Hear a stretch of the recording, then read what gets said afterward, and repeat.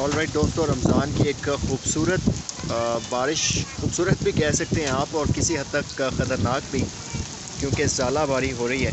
और यहाँ पे मैं आपको दिखाता हूँ कि ये सफ़ेद सफ़ेद मोती किस्म के जो आपको नज़र आ रही हैं, ये ज़ालाबारी गिर रही है। गाड़ी के ऊपर भी काफ़ी गिर रही है। और तलागंग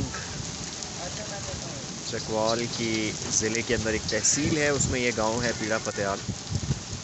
आज 9 मई है और आप ये ज़ालाबारी देख सकते हैं किस हद तक गिर रही है यहाँ।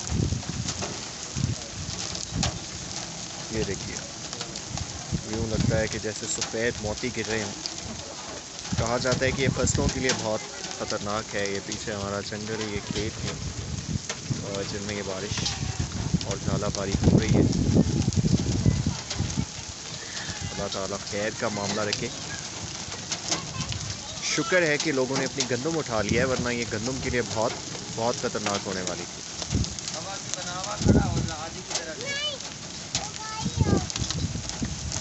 ये देखिए, ये देखिए, ये देखिए कहाँ तक ये आपको ज़ालाबारी नज़र आ रही है।